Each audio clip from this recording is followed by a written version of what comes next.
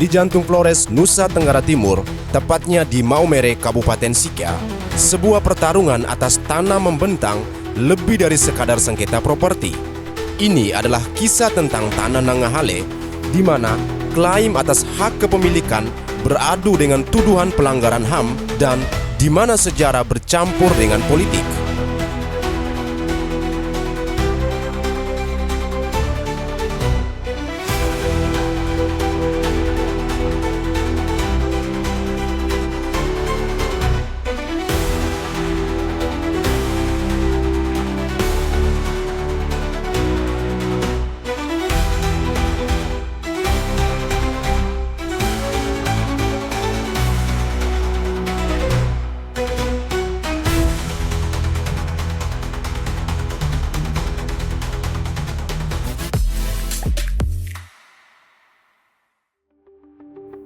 Pada Selasa 11 Februari 2025, suasana tegang namun penuh harap tercipta di Jakarta.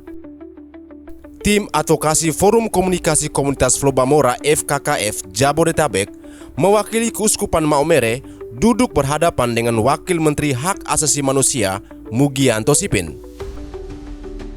Di atas meja bukan hanya dokumen-dokumen hukum, tetapi juga nasib sebuah komunitas dan reputasi sebuah institusi keagamaan.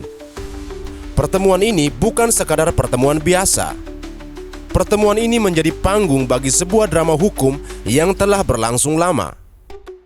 Tuduhan bahwa PT Kris Rama, perusahaan milik Keuskupan Maumere yang mengelola tanah Nangahale, telah melakukan penggusuran dan melanggar HAM telah bergema luas. Namun, tim advokasi datang dengan misi untuk membongkar kebenaran di balik narasi yang mereka sebut menyesatkan.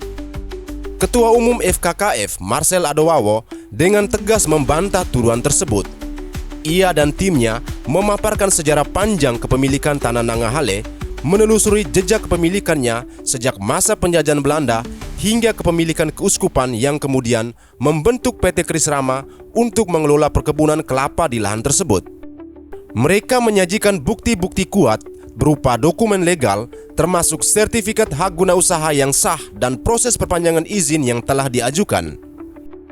Agustinus Dewarja, advokat dari Lex Regis, mengungkapkan kronologi kepemilikan tanah seluas 1.438 hektar tersebut yang berulang kali melepaskan sebagian lahan untuk kepentingan masyarakat.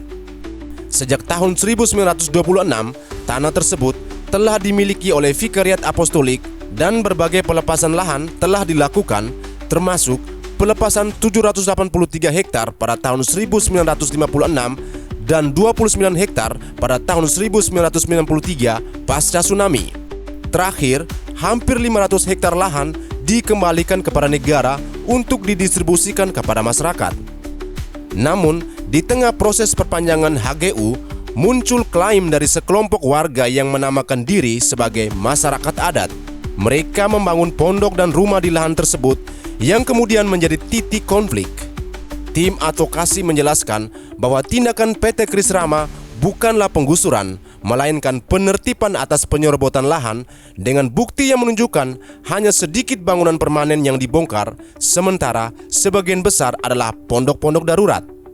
Wakil Menteri HAM Mugianto Sipin mendengarkan dengan seksama paparan tim advokasi. Ia menekankan pentingnya menyelesaikan kasus ini dengan mengedepankan prinsip HAM dan hukum yang berlaku tanpa memanipulasi fakta. Kementerian HAM siap turun ke lokasi untuk memfasilitasi penyelesaian yang adil dan transparan. Ya, terima kasih Pak Pascal. Jadi hari ini memang kami menerima teman-teman dari Forum Komunikasi Komunitas Flow Bamora Jabodetabek ya, yang memberikan informasi kepada kita terkait kasus yang terjadi di Nusa Tenggara Timur. Ini yang terkait dengan HGU PT Kris Rama. Ya, jadi kami memang menerima pengaduan kasus-kasus yang terkait hak asasi manusia, dan tentu saja informasi yang disampaikan sangat penting karena kementerian ini memang kementerian, namanya juga kementerian, kita adalah pemerintah. Kita menerima laporan dari semua kelompok masyarakat terkait persoalan-persoalan. Jadi informasi yang disampaikan tadi sangat penting bagi kami untuk mendapatkan informasi yang komprehensif, yang menyeluruh, supaya penyelesaian yang terjadi nanti yang akan kami coba fasilitasi itu menjadi penyelesaian yang baik, yang peaceful, adil bagi semua pihak, sehingga hak-hak warga masyarakat terkait hak asasi manusia secara umum itu terpenuhi. Itu sampai sejauh ini setelah mendengar informasi dari beberapa pihak, setidaknya dua pihak, apakah memang ada kasus pelanggaran HAM di sana? Yang namanya kasus pelanggaran hak asasi manusia itu kan kasus yang dilakukan oleh negara, Pak ya. Ya, kalau dibilang pelanggaran hak asasi manusia, maka yang mungkin terjadi adalah ketika ada hak-hak yang merasa dilanggar, dan itu yang bertanggung jawab kami, Pak. Yang bertanggung jawab bukan pihak-pihak yang berada di sana yang non pemerintah, yang bertanggung jawab ya kami pemerintah atau mungkin Pemda atau kementerian. Jadi itu apakah ada pelanggaran HAM atau tidak itu susah dijawab. Ya, jadi itu kan tergantung penyelidikan dari Komnas HAM yang memang punya kewenangan terkait hal tersebut. Bahwa ada persoalan, ada dispute terkait HGU antara PT Kris Rama dengan warga masyarakat itu nampaknya iya. Tetapi itu persoalan yang kami yakin setelah mendapatkan informasi dari setidaknya dari dua pihak, itu persoalan yang bisa diselesaikan dengan baik. Itu saya optimis itu. Sementara itu, pengacara senior Petrus Celestinus menduga LSM Aman yang menghasut warga untuk menduduki lahan perkebunan PT Kris Rama itu dimotori seorang oknum aktivis berinisial JB yang telah memberikan data-data palsu tentang pelanggaran HAM ke Kementerian HAM. Pengaduan JB ke Wamen Mugianto sebelumnya sangat mendiskreditkan Keuskupan Maumere. Pak Petrus, apa sebenarnya tujuan kedatangan forum komunikasi komunitas Pulau Bamora Jabodetabek ke Kementerian HAM ini?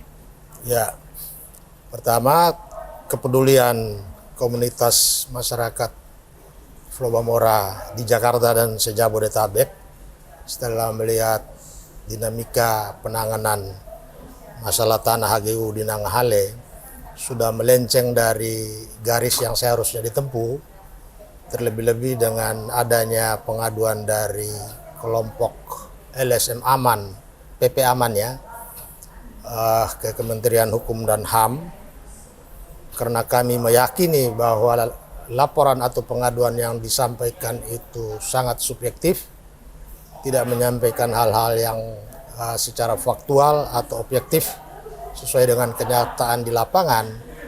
Maka kedatangan kita hari ini berdialog dengan Wakil Menteri bertujuan untuk meluruskan semua informasi yang berkembang akhir-akhir ini, seolah-olah PT Kris Rama atau Keuskupan Maumere melakukan penggusuran terhadap warga.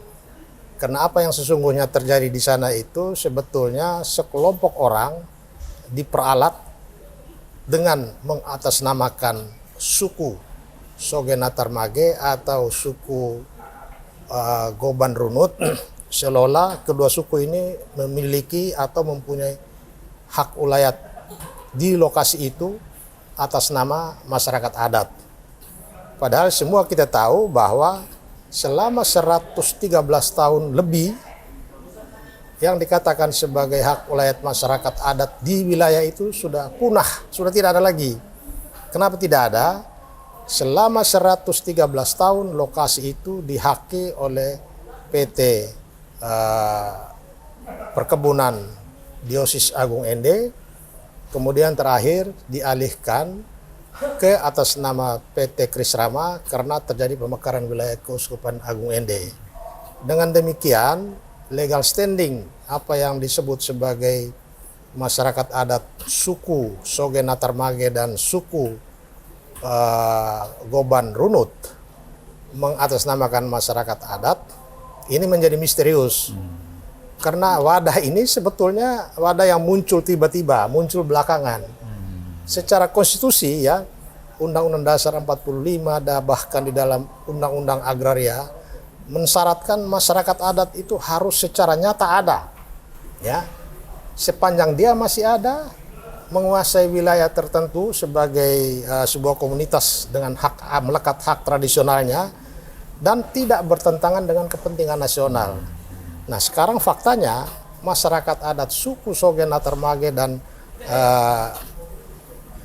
Goban Runut itu sebetulnya fiktif. Karena selama 112 tahun mereka juga tidak pernah eksis menunjukkan eksistensinya menguasai yang disebut sebagai hak ulayat. Nah, sekarang baru muncul. Sehingga dari segi legal standing saja dia nol. Jadi tuntutan mereka sekarang untuk mendapatkan hak atas tanah itu sebetulnya masyarakat, orang desa, orang kampung yang tidak mengerti dieksploitasi oleh yang menamakan diri sebagai LSM Aman ini untuk kepentingan yang sebetulnya tidak jelas. Untuk keadilan bagi mereka itu sebetulnya tidak ada. Oke, saya ingin mendapat penegasan lagi tentang istilah masyarakat adat, hak ulayat. Apakah betul itu ada di Sika?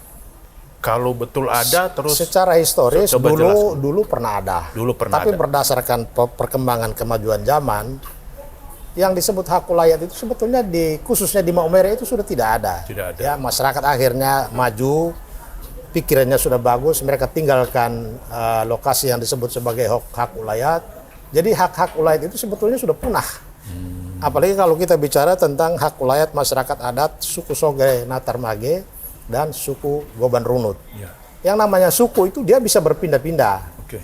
Tapi yang namanya hak ulayat masyarakat adat dia tidak bisa pindah karena melekat hak atas tanah toh. Oke, ada satu persoalan yang sekarang makin panas, makin heboh, itu bahwa gereja melakukan tindakan penggusuran.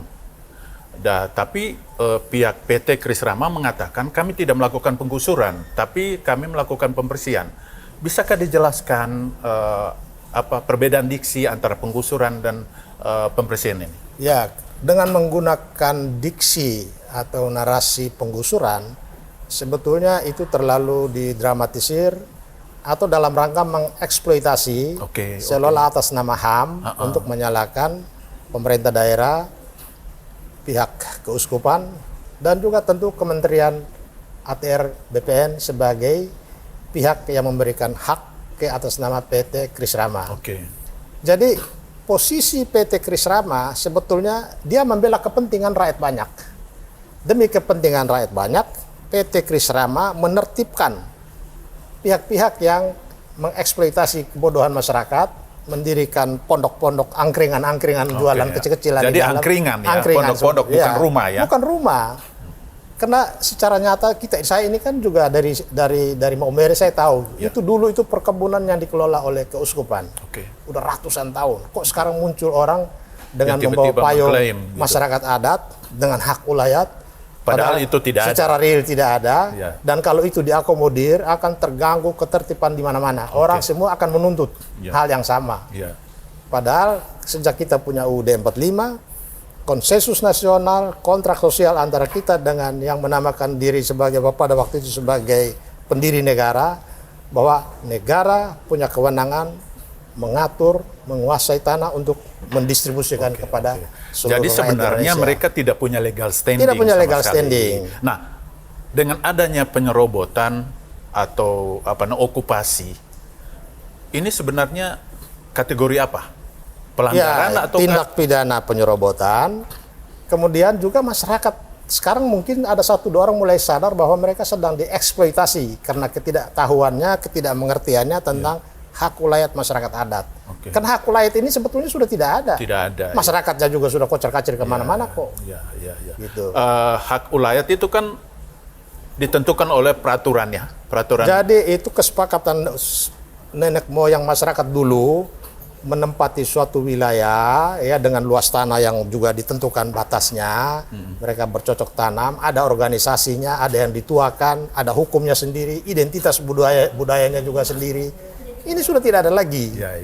Gitu. Jadi dari penjelasan ini berarti memang tidak ada yang namanya gereja melakukan pelanggaran HAM. Tidak. Kalau dari aspek itu negara juga tidak bodoh memberikan hak kepada seseorang atau sebuah badan hukum untuk mengelola sebuah wilayah atas nama hak guna usaha demi kepentingan usahanya dan dalam hal ini untuk kepentingan umat. Oke, baik. Terima kasih Pak Petrus. Sama-sama, sampai jumpa.